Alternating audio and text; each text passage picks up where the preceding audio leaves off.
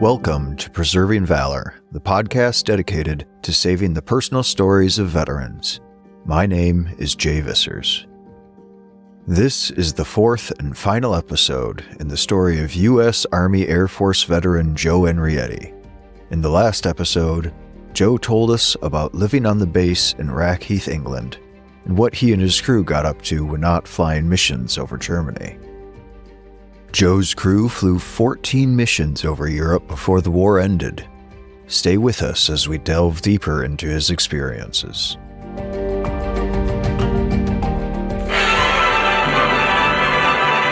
We were flying, and pretty soon, long story short, they declared the war over. Throughout the world, throngs of people hailed the end of the war in Europe.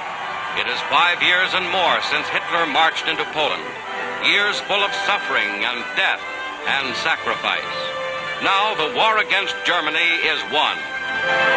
What happened to these men and others stationed across Europe once the fighting stopped? It wasn't as straightforward as you might think. To give thanks to God. According to historical records, when World War II ended in Europe, American soldiers didn't immediately return home. Instead, they faced a period of uncertainty. Inside Germany itself, the Allies seized the famous stadium of Nuremberg, scene of countless Nazi party rallies. With the capture of this famous southern German city, the American flag flouts out the swastika. The bulk of hostilities in Europe ended in early May of 1945, but it was another month before the U.S. soldiers knew what they would be doing now that the war was finished.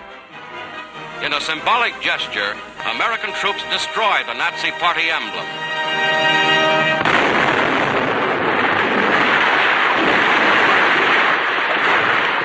And then we had a lot of fuel over there, so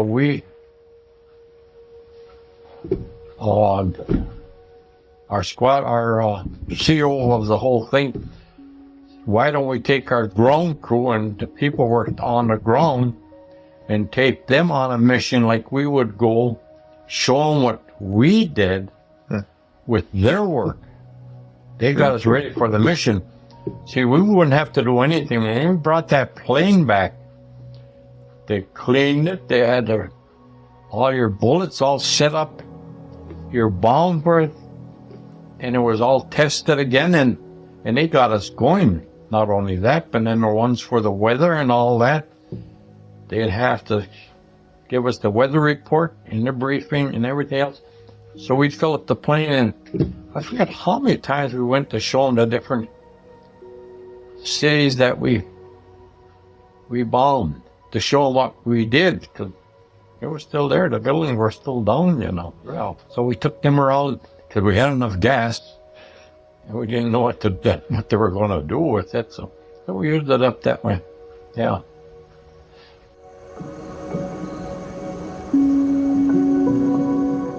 On Joe's 20th birthday, a fresh set of orders arrived, bringing with them a wave of relief. They were all destined to return to the familiar soil of the United States and a brief respite from their duties. 30 days had been allotted for rest and recuperation, a time to refresh their minds and bodies, and perhaps even indulge in the comforts of home they'd sorely missed. Once rejuvenated, they would head to their next assignment, the base in Sioux Falls, South Dakota. For the return trip to the U.S., instead of taking a ship like they did before, the bombers would load up with as many of the ground crew as they could for the flight back across the Atlantic Ocean. But when the ground crew knew they were flying back with our plane, most of them never flew before. But I'll tell you, they went through the fine-tooth comb, new tires, everything they could put on new. They put on one new engine for us, and the other was practice engines. And, a lot of them were sick. Paper bags, sick. And see, the planes now are a lot better. I mean, you don't get the action like we would. You flew back by yourself, not in a formation like we do bombing that. You're on your own. Take your own route back. We landed in Maine, the last one in the state, no, the first one in the States And that's the base they have the B-24 and a lot of planes on right now. We landed there to fuel up, and then we went to Bradley Field where we left our plane. Joe's journey in service unfolded over a period of about 2 years, marked by camaraderie, shared sacrifices, and countless stories. However, that particular flight returning to the U.S., engraved in their collective memory, would be the final one they embarked on as a cohesive unit. The end of an era, it was a poignant reminder of the bonds they had formed, the trials they had overcome together, and the irreversible passage of time. The pilot and I got to be the best of friends. Yeah. Even after the war. Me, my wife, which she's been dead for 30 years, and my daughter we were the first ones to make the trip down to Iowa. I forget what the town was in Iowa, the city. And we stayed there while I was working. And then, a few years after that, he called me and he said, he's got bad cancer. My wife had died already. And he said, if you can come up to, upper lower peninsula, I forget the name of the town, but he had to be up there for a wedding for some good friends. And he said, the cancer is going to get me pretty quick, so let's have our last get together, which I did. And we went down there. The nose gunner, and that was the only one that I seen after we broke up. I seen him once in Ishpeming. He lived in Waukegan. I seen him once in Waukegan. I think that's all the time I actually seen anybody from the crew. But we used to keep in touch more so with our wives. Yeah. They'd be the letter writers. I still got how their what do you want to say it? Where they live. In my address, the addresses. Right. In the book up there, yeah. And finally that one kaput too. As we grew older, I know I'm the only last one left in that crew for quite a while. Once his 30-day furlough ended, Joe headed to Sioux Falls, which became a sorting hub for the Army Air Forces. Soldiers were categorized based on their service records and skills. This transition marked a significant shift from wartime operations to peacetime military planning. The whole Air Force was there. There were so many of us, we had to have passes to be out of our barracks. Out of our barracks, so there was no room for that many people in that, I forget what base it was in Sioux Falls, South Dakota. Now I was going back to study to be on a 29. So it wasn't there too long like that, but I got pulled out in, where the heck did I go?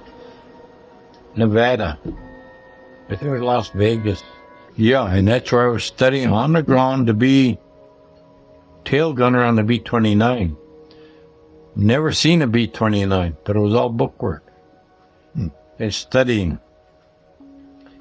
The B-29, scourge of Japan's home islands, mighty engines of destruction bringing home the lesson of Pearl Harbor. From hard-won Okinawa, from the carrier-based planes of the 3rd and 5th Fleets, Japan came under the inevitable reign of ruin. And I sure wish I would have been able to fly in one, not in Japan, over Japan or that, but just to fly in one, because I never was in a B-29. No. When the war ended, to begin with, our B-24 was put in mothballs in Tucson, Arizona. They still do that with the planes they're still worthy to fly, but they're just keeping because there's no one that's taking their place. Right.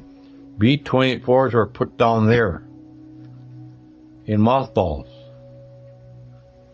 That plane could still make it from bases against Russia. Cold War. Okay. World War II ended entirely when Japan surrendered on August 14, 1945, as announced by President Harry S. Truman. Meantime, the Allied armed forces have been ordered to suspend offensive action. The proclamation of VJ Day must await upon the formal signing of the surrender terms by Japan. Newsmen rushed the president's report to a waiting world. And through the early evening, Tuesday, August 14th, the fateful news is flashed. In New York City, as throughout a rejoicing nation and world, vast throngs of grateful, happy people celebrate the end of fighting, the dawn of peace. 2 million New Yorkers jam Times Square. It's official. It's all over. It's total victory.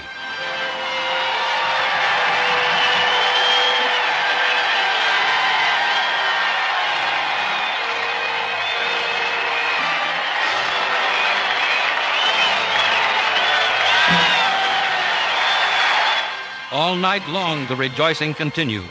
Never before in history has there been greater reason to be thankful for peace. The world's free people are united in their determination that the world's peace shall never be endangered again.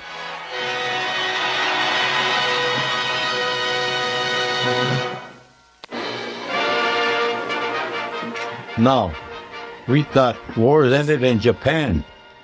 We're going home. Oh no. Long story short, from Nevada, I think I got shipped down to Shepherdfield, Texas, where I started. And when you get called out, you're going down this base, they're going down that base. Shepherdfield, Texas, and there was another person he was getting shipped down there also, not from our crew. Joe, what do you hear about that? Hear about it? I said, I've been there. I said, nothing but mesquite bushes and sand. Oh. And I was put into the mess squadrons. Huh. I didn't like that very good. The food wasn't that great. And anyway, I had to go there, reported into the main office. There was a tech sergeant. He came in there from the 15th Air Force, which was down in Italy. But when he came back, they put him there, and he had a pretty good job there. And I said, whoa. He said, 8th Air Force. I said, yeah. I said, oh, Christ. I said, can you do any good for me? Get me out of here. Why? I said, well, I don't think it's going to be any good. Yeah. He said, go to number 2 mess hall. Now, number 2 mess hall was the top mess hall of Shepherd Field, which is a big field. It's still going. So he goes down there, reports there. There was a second lieutenant that I'll never forget because he had his feet up on the desk and his back with his cap pulled on. That made a little noise. He got up, and I stood up and saluted. He's supposed to report you. Oh, okay. Oh, 8th Air Force. Yeah. My brother was in there. He didn't come home. He gave me the name. Do you remember him or seen it? I said, can you get me out of here? Why? You stay here, you'll have the best job you ever had in your life. What am I going to do? Well, I got to be the dining hall supervisor. No, the permanent party. That's permanent party where you're assigned there for, you can be there for years or months or whatever, but you're permanent party. You don't come out like transients. Be there for a little study and leave to another base. You're there. So number 2 was the main mess hall. And he put me in charge. I said, yeah, we'll put you in an easy job. Dining hall supervisor. We served permanent party on one side, the dining, big kitchen was in the center. The other side was officers. And so officers would pay a quarter for the meal. Whatever meal it was, they'd flip your quarter, they'd sign your name. Anyway, stayed in there, and that's on my discharge, it's pretty soon I was there for a few weeks, and the med sergeant, he was big, pretty heavy, and he got sick, and he went to the hospital and was there for a day, and they called down to the mess hall. They said they're going to need a new mess sergeant because he won't be coming back. So the same second lieutenant, I said, who are we going to drag in for mess sergeant? Our names are on a board with all the personnel, and they're like a little slot where you'd push their name in. Mm-hmm. He took my name and he said, you're the new mess sergeant. Oh, well, I know what to do. Anyway, as a mess sergeant, excuse me, in that position, oh, you could name it what you wanted. I had 2 cars. 2 of the cooks, they lived close to the base. Mm-hmm. And I said, boy, do you guys have cars? He said, yeah, he said. I said, could you go home and get them? Yeah, he said. I said, well, I could use the car quite often. If you go home, and you guys can cover for each other on the afternoon shift. So they did that. But the cars, one was a 41 Chevrolet black, one was a 40 Mercury black. And on there, the sun would really deteriorate the black paint. Mm. So one day in comes a permanent party, big guy, and he was a staff sergeant. I said, what do? You know, I had a lot of paint on it. Yeah, he said, I'm in the paint shop, head of the paint shop. Mm. Could you paint 2 cars?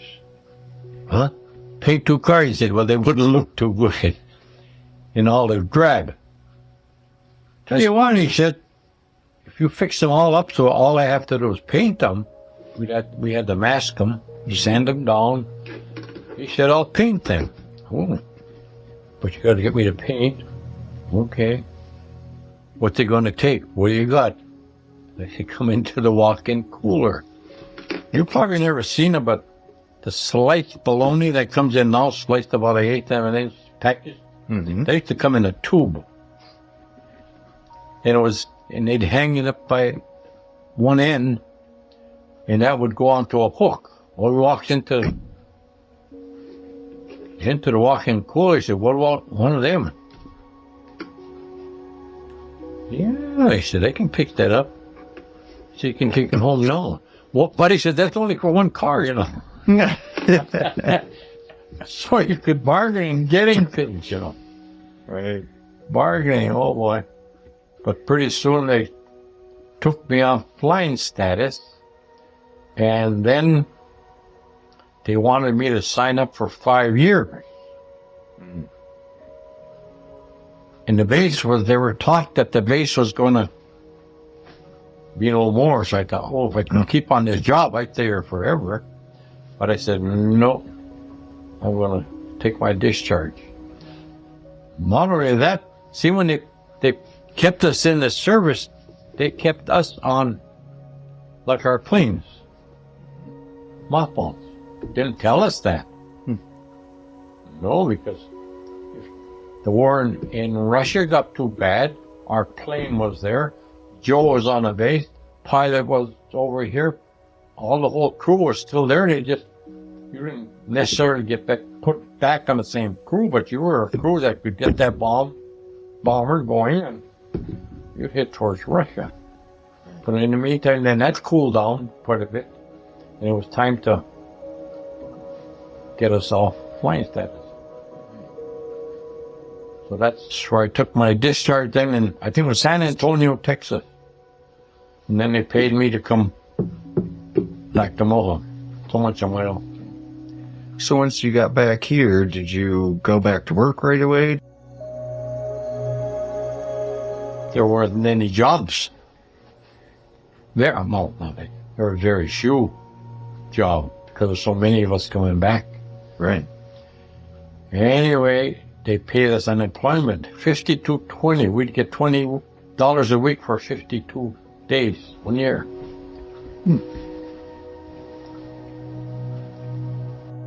After World War II, under the GI Bill, veterans were eligible to receive a weekly unemployment benefit of $20 for up to 1 year while they were looking for work. In addition, the Act provided veterans with other benefits, such as funds for college education, low-interest home loans, and job counseling. Anyway, I got a job with one of the logging companies in the area. My office was above the old bank down there in the corner, and I did that. And then a buddy of mine went to Lansing. His uncle was pretty high in the with the, I'm going to say, the big wheels, and he said, "Come on down with us. The pay is a lot more than up here." So me and my wife got married, and we went down to Lansing, worked for Oldsmobile. Are there any lessons that you took away from your time in the service that you still hold on to? Superstitious. Yeah. 13, I won't take a 13. Years ago, and you'd go and get your license plate, you know.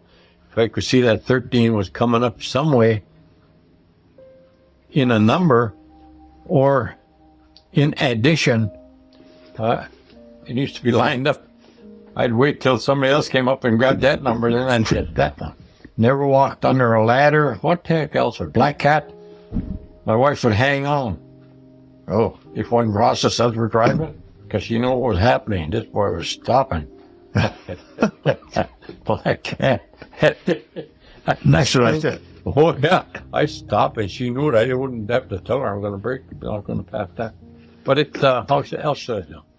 Learn how to manage things, keep yourself clean. What else? Save money, because get along with people. Yeah, because you had to, with so many. The crew was little, but I mean the men you would go to the PX with, have a beer or whatever you wanted. And so I would say, yeah, and then you got connected with government. How should I say? You made sure when you were 21 you voted. No, see, I wasn't 21 till I was home for a while. Appreciated what you got. Most kids right nowadays, they don't realize how good of a thing they have. A lot of them didn't earn a nickel when by the time they were 18, they were living on mother and dad. And some still do. But our mother and dad didn't have that much money to give to the kids. You were on your own. Is there anything in particular you'd like people to remember from there about your story? I never thought of it till people like you came there and asked me for it.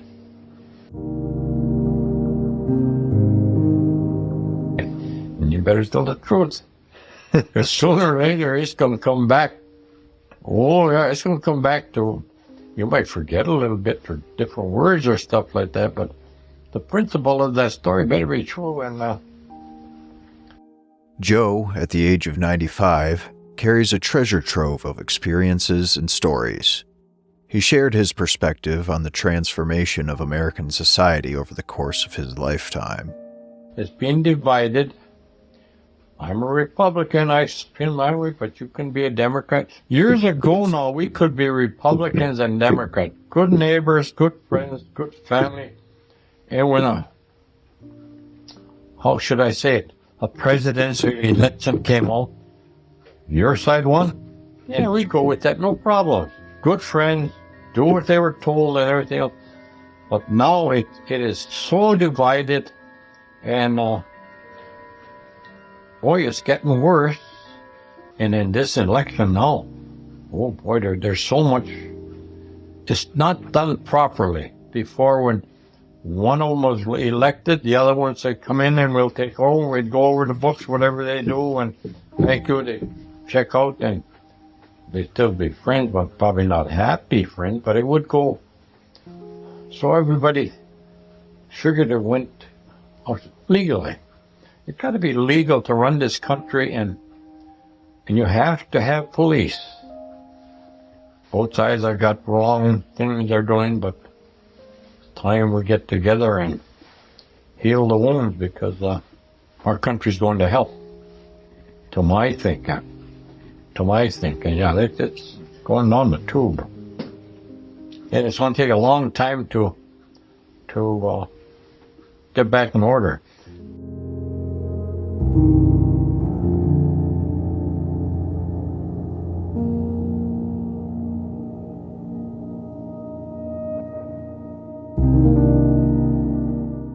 I am incredibly grateful to have had the chance to listen to and share Joseph Enrietti's compelling story of service during World War II.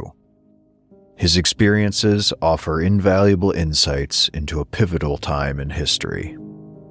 An unedited version of our interview has been submitted and accepted by the Veterans History Project at the Library of Congress. We extend our deepest gratitude to Joe and all the veterans who served alongside of him. Their courage, sacrifice, and dedication are a testament to the spirit of service and a reminder of the price of freedom.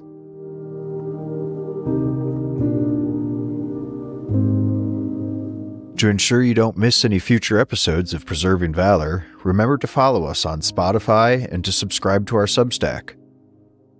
We look forward to bringing you more stories of real veterans in our next season.